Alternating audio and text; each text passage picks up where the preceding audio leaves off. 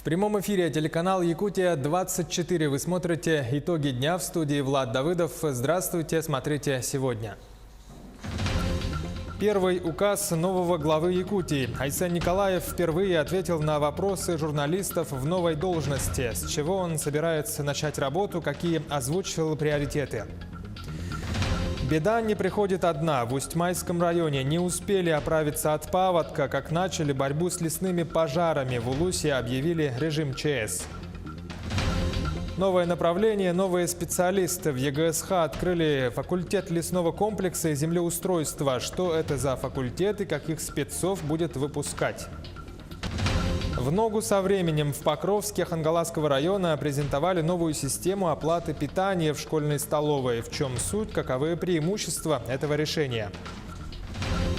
Всем миром! Завтра состоится телерадиомарафон в помощь пострадавшим от паводка районам. Каким образом можно будет поддержать своих земляков? Ни воды, ни дорог. Мирнинские дачники бьют тревогу. Их настигли ежегодные проблемы. Почему не решаются вопросы садоводов? Репортаж из Мирного.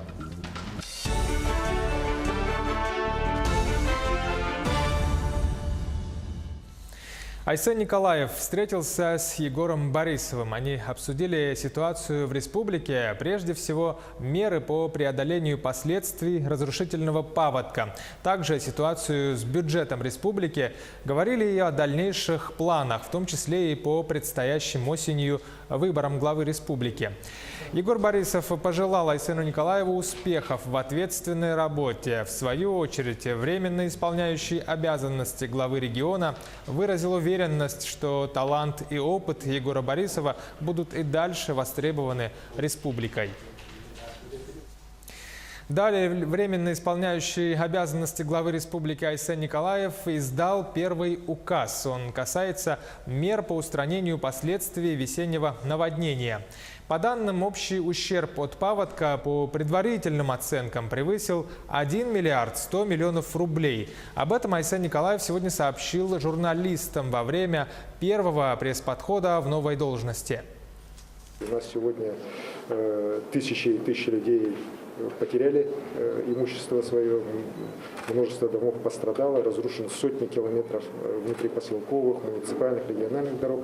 И на сегодняшний момент уже оцененный ущерб порядка 1 миллиарда 190 миллионов рублей. При этом у нас ущерб по населенным пунктам Копейского, Среднеколымского и Верхнеколымского улуса еще не подсчитан из-за высоких уровней явлений и в Колыме.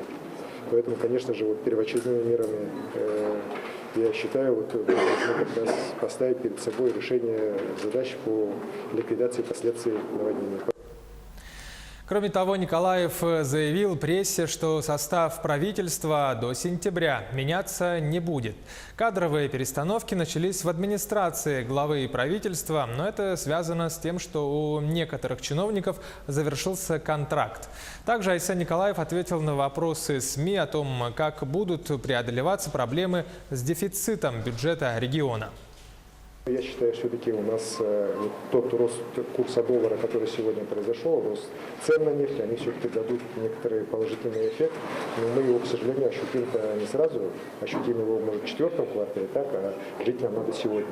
Поэтому надо будет сегодня принимать очень оперативные меры для решения тех краткосрочных задач, в первую очередь по финансированию завоза, по восстановлению от паводка, по выплате заработной платы и отпускных, для того, чтобы, вот еще раз говорю, бюджетная ситуация у нас была под контролем.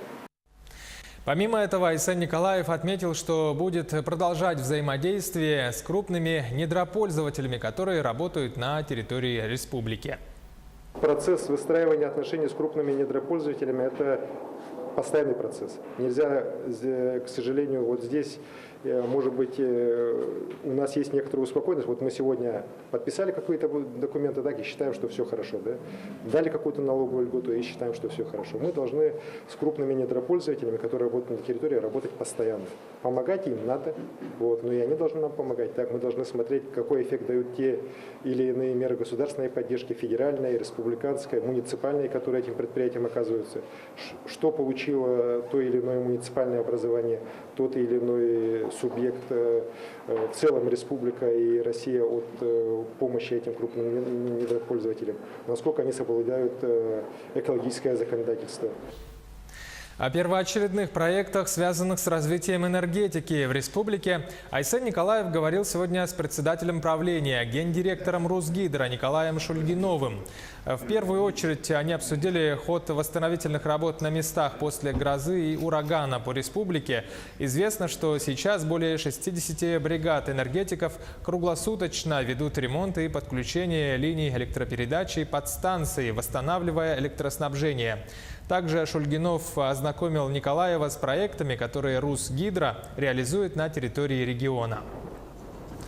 Ну а как в столице и по республике идут работы по восстановлению электроснабжения? Напомню, что после ураганных ветров на днях сразу 40 населенных пунктов коснулась проблема с электричеством. Как продвигаются работы и в какие сроки будут завершены? Репортаж Кристины Якуповой. В микрорайоне Марха вся улица Полевая осталась без электричества. Опоры линии электропередач свалились прямо на землю. Самое обидное, что от этого пострадали жители. Они сидели без электроснабжения целых 3 суток. Звонили. Так вот и жили потихонечку. Пообмениваемся опытом с соседями. Поделимся радостью и бедой. И ждем дальше.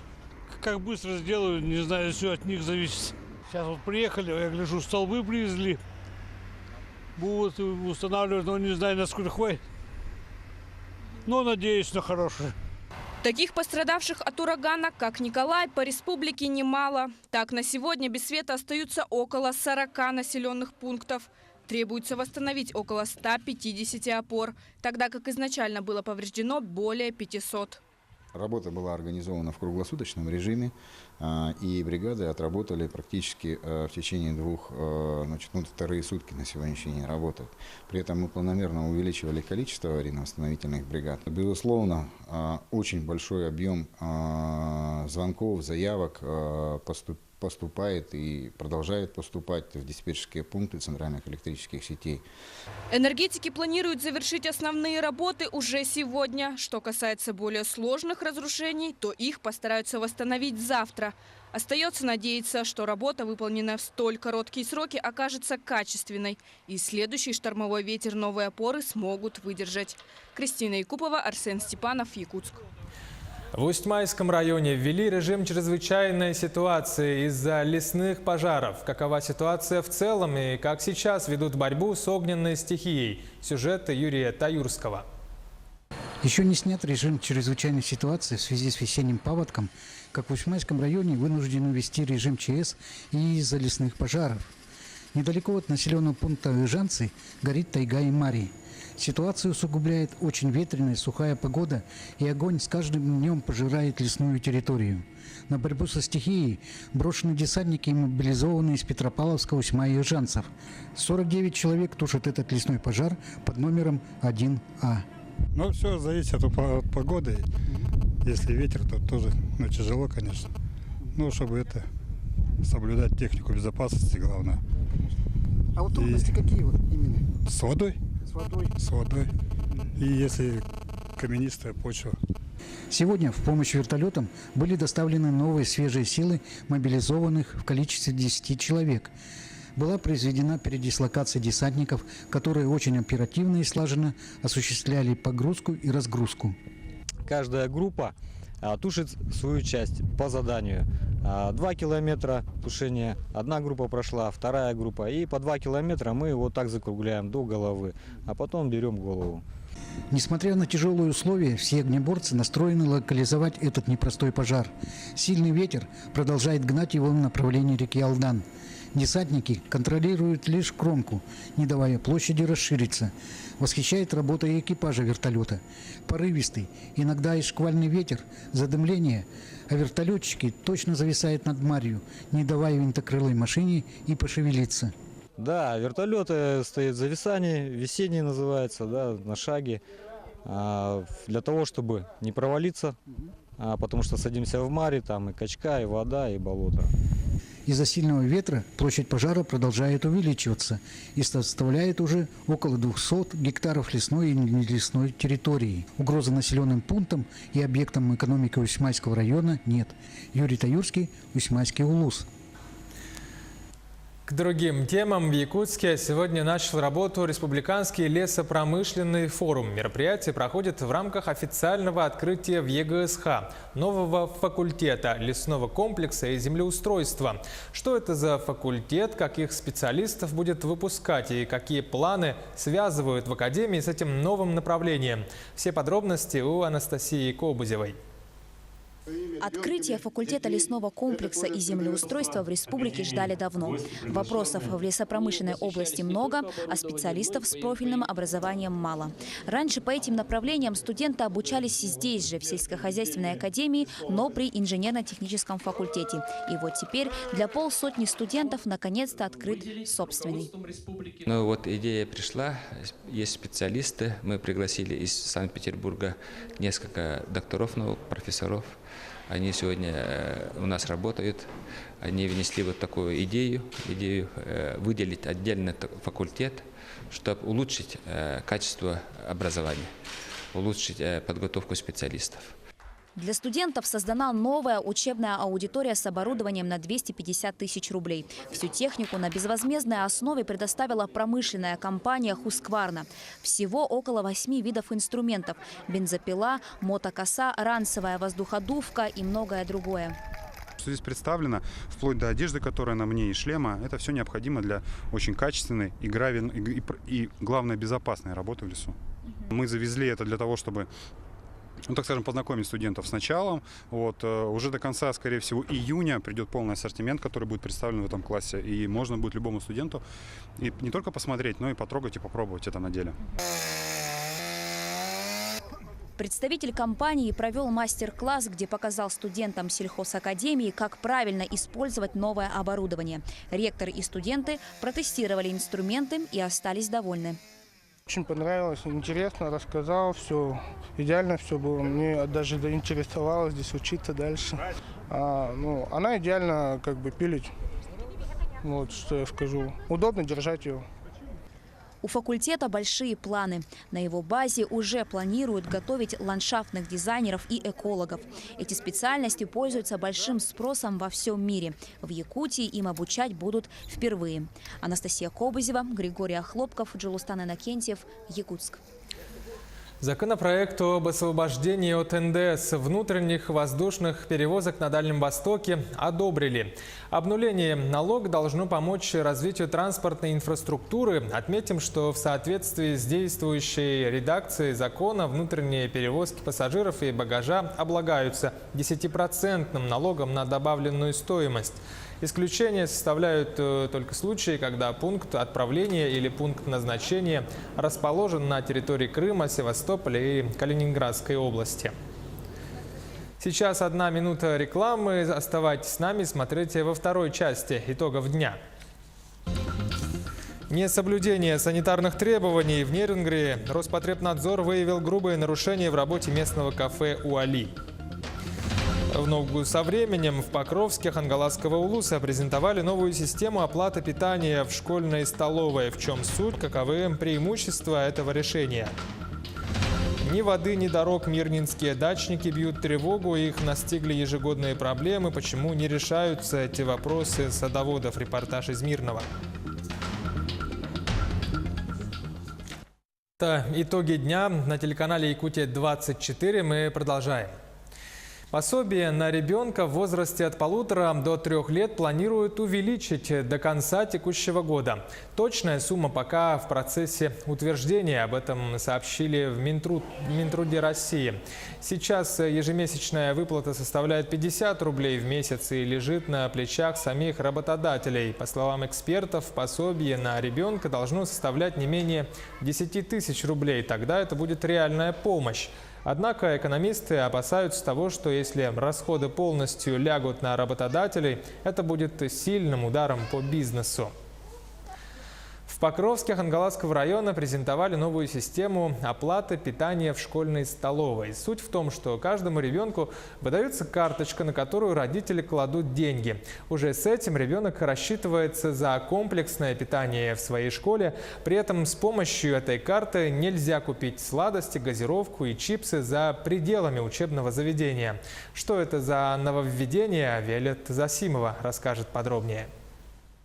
Социальный проект разработан Центром программного обеспечения «Статус» совместно с Алмаз-Эргиен-банк. Теперь школьники получат возможность расплачиваться за обеды в безналичной форме, используя банковские школьные карты. Таким образом, у ребят больше не будет возникать необходимости носить с собой деньги, а у родителей появится возможность контролировать рацион питания детей. Также в рамках проекта есть возможность предварительного заказа. То есть школьник либо родитель могут заказать еду из школьного меню на сайте lk14.ru, исходя из предпочтений либо особой диеты на любую дату. Школьнику остается только предъявить в кассе столовой карту, и ему подадут его заказ. Наша карта является очень универсальной. Его можно использовать не только в питании, но и как не только в транспорте и питании, но и как для прохода, для библиотечной системы, ну и во всяких разных сферах, где идентификация необходима для ученика. Безналичная система оплаты питания уже успешно работает в 6 школах Якутска, на стадии внедрения в 22. Первым улусом, где система пройдет апробацию, стал Хангаласский. Уже с 1 сентября оценить возможности нововведения смогут в 4 средних школах города Покровска и поселка Махсоголлох. Вот что об этом говорят учителя и родители. В принципе, так это удобно, да, учителю, классному руководителю не приходится постоянно считать, кто покушал, кто не покушал, собирать деньги, писать родителям постоянно, поэтому, в принципе, система удачная для каждой школы. Ну, скорее всего, с опасением, потому что все-таки мы привыкли, что у нас дети бесплатно кушают, или мы, допустим, конкретную сумму отдаем и знаем, на что будут потрачены деньги. Да? А если на карту мы будем ложить большую сумму, то, опять же, будем переживать, если ребенок вдруг потеряет. Главная цель проекта – это обеспечение качественным питанием. Очень важно соблюдать особый рацион, чтобы дети росли здоровыми и крепкими.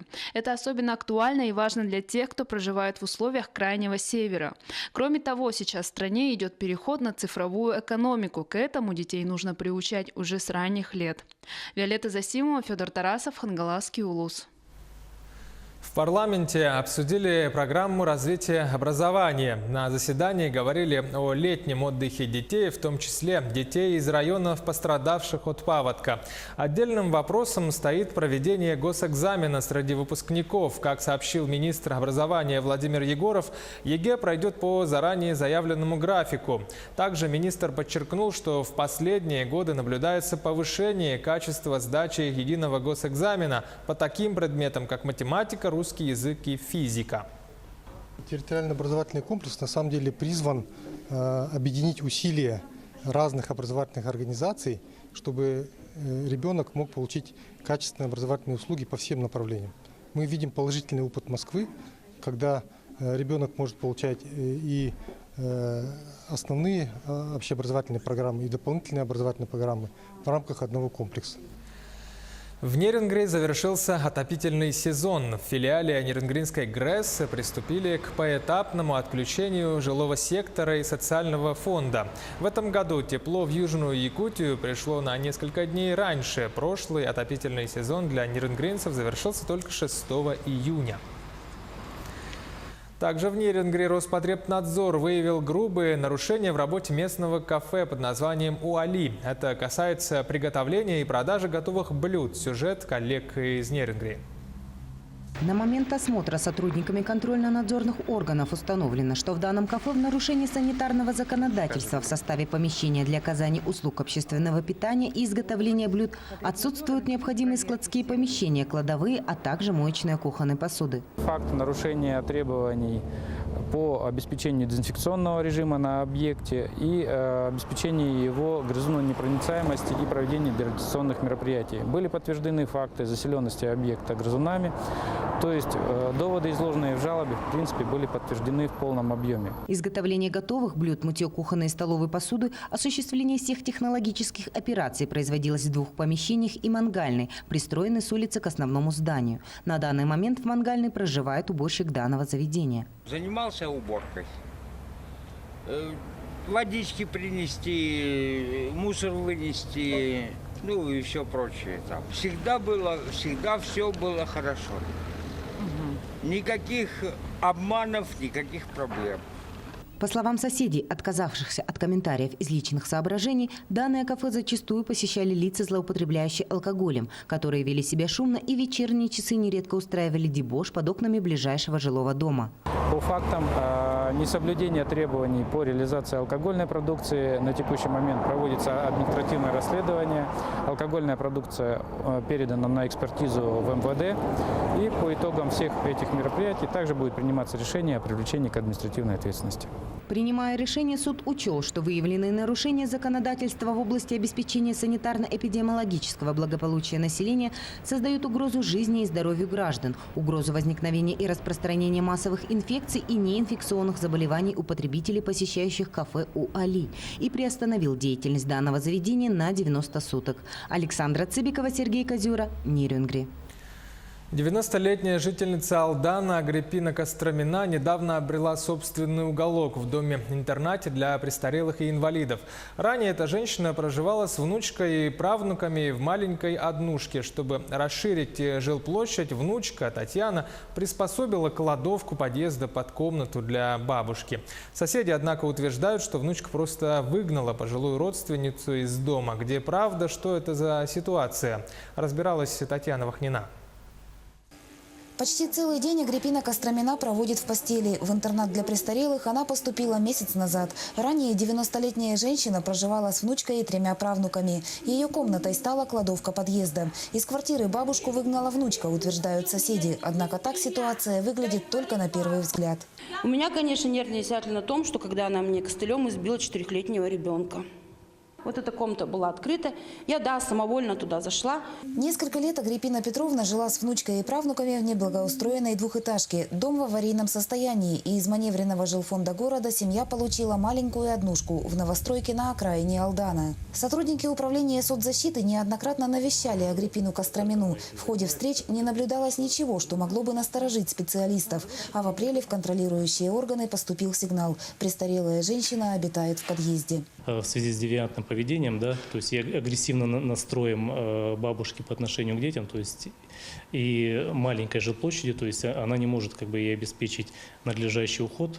Проживание под одной крышей с престарелым человеком требует от родных немалой доли терпения. Татьяну можно, безусловно, обвинить лишь в самовольном захвате площади общего пользования. С Агриппиной Петровной вопрос пришлось решать экстренно. Не было установлено социально опасного положения именно для жизни бабушки, но все-таки было принято решение по устройству ее в дом-интернат. По программе переселения из ветхого и аварийного жилья семья Кондратенко числится в списках очередников на получение квартиры. Когда жилищный вопрос будет решен, Татьяна планирует вновь забрать бабушку домой. Человек, когда не побудет в такой ситуации, не поживет со старым человеком, который 90 с лишним лет, и она все у нее уже, тут не поймет.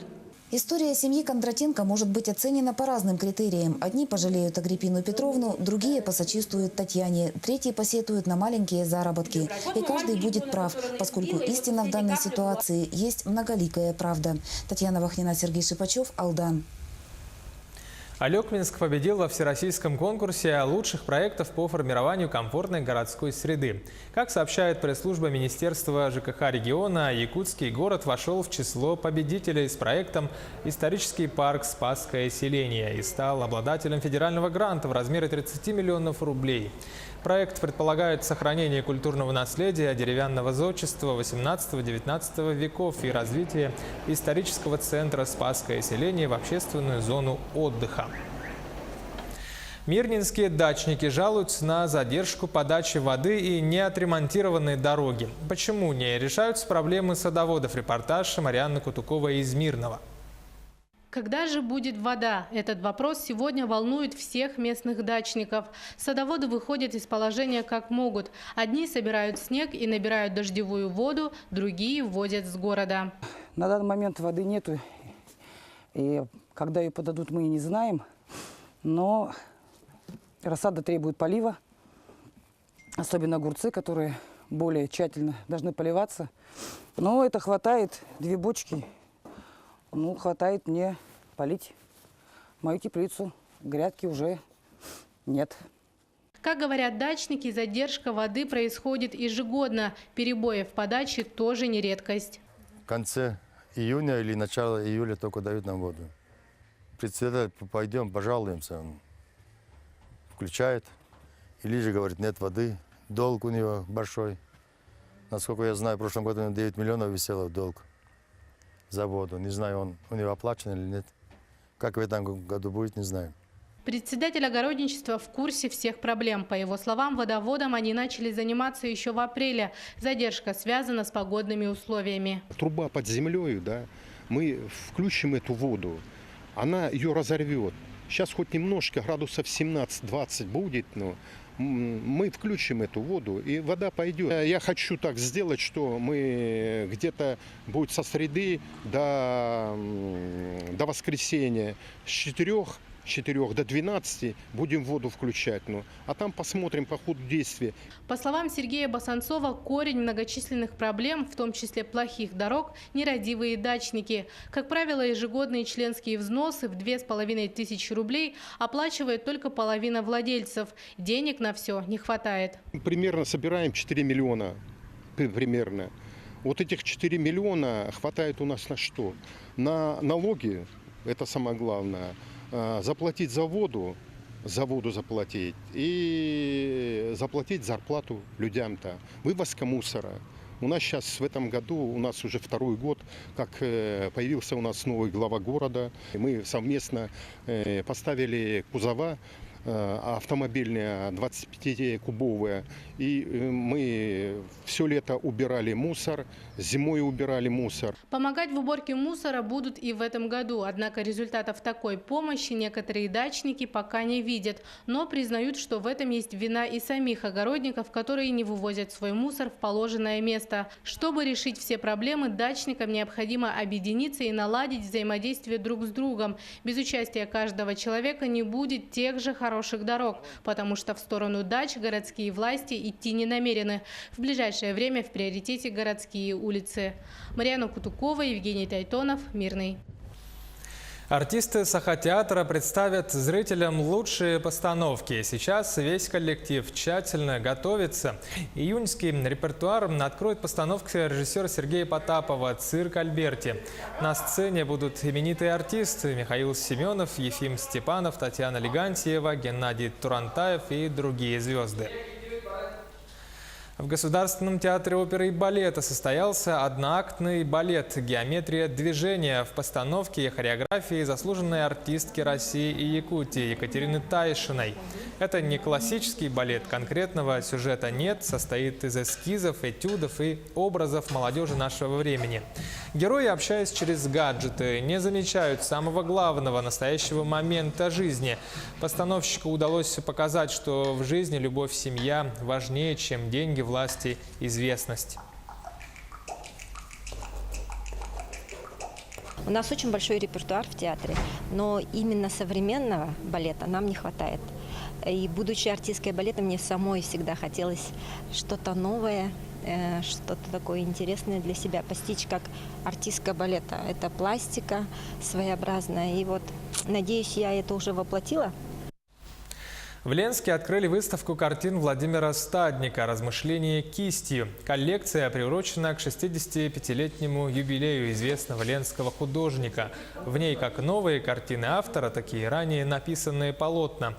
Объединяет их прежде всего любовь к родному краю и главный образ художника – якутская женщина. Я исследую собственное подсознание, да? Свои ассоциации. Таким образом, работая над холстом, я исследую не только себя, но и зрителя, который приходит на мои работы, смотрит, открывает что-то такое, чего даже я не закладывал туда. Благотворительный телерадиомарафон под названием «Всем миром» пройдет уже завтра. С 7 утра до 2 часов дня на радио Саха состоится прямой эфир с представителями общественности. Ну а с 2 часов подключатся наши телеканалы «Якутия-24» и «Мамонт». Планируются прямые включения из районов, затронутых стихией. Деньги можно будет передать во время телемарафона или перечислить на единый расчетный счет Госкомобеспечения. Также с 8 утра до 8 вечера на площади Ленина поставят 5 урн для сбора денег. Будет и концертная программа. Средства направят на восстановление жилья и объектов инфраструктуры в пострадавших от паводка районах. Будет подключение с площади Ленина с 15:00 до 17:00. Будут гости у нас в студии, будут сюжеты, где прошел паводок, спецрепортажи будут. Всех жителей республики и проживающих вне нашей республики призываем помочь, не остаться в стороне и внести свой вклад. Пожертвовать денежную сумму для пострадавших от стихии можно, отправив СМС-сообщение с текстом «Паводок» на номер 3434, указав через пробел сумму пожертвования. С номера спишется только та сумма, указанная вами, а также стоимость отправки сообщения согласно тарифу вашего сотового оператора. В случае, если число будет указано прописью или сообщение будет содержать только текст, суммой пожертвования будет автоматически считаться 100 рублей.